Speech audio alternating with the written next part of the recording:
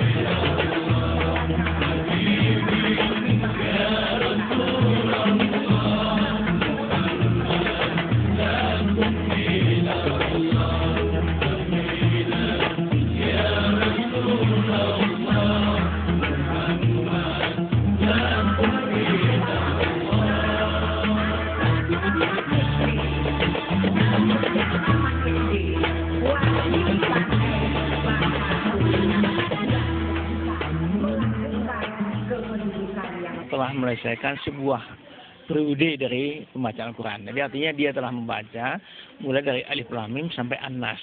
Dengan pengertian dia telah menamatkan membacanya.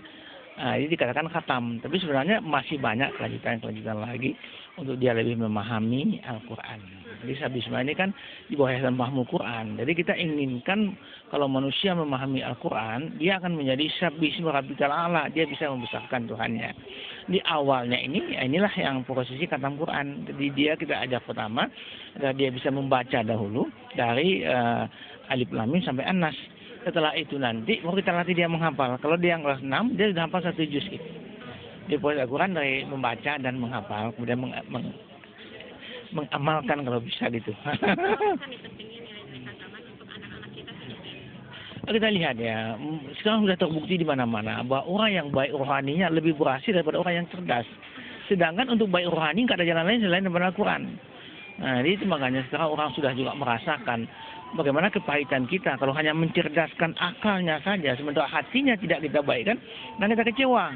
Malah banyak orang tua yang kecewa, kan anaknya besar, berhasil, ini nggak santun kepada ibu dan ayahnya.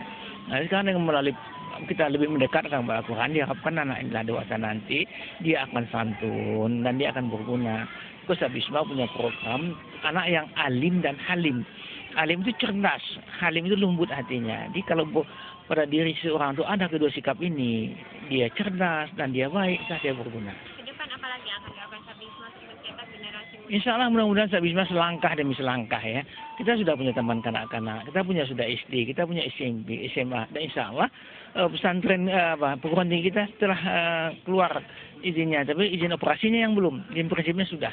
Mudah-mudahan lah, didoakan lah ya, mudah-mudahan Sabisma lebih berkembang.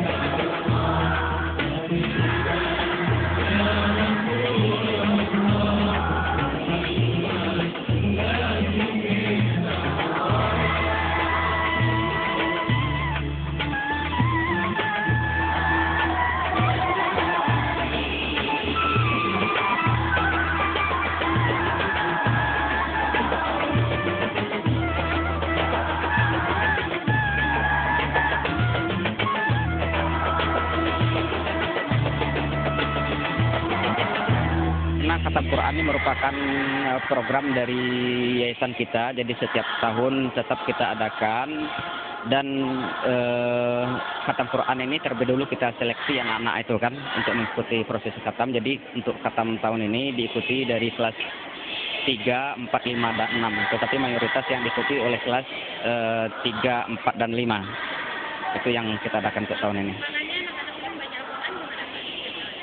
Memang karena pembelajaran Al-Quran memang sudah kita programkan, jadi memang ada jenjang-jenjang atau batasan-batasan yang telah kita tetapkan untuk kelas 1, kelas 2, sampai kelas 5.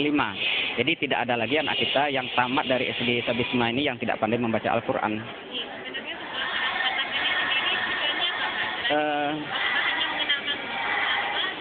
tujuan khatam Al-Quran ini. Pertama kita, yaitu tadi kan program kita. Yang kedua untuk memberikan semangat agar anak senantiasa tetap membaca Al-Quran. Karena memang anak-anak kita dengan kesadaran dengan khatam Al-Quran dia termotivasi untuk terus membaca Al-Quran. Jadi anak ini bukan sekali tamat.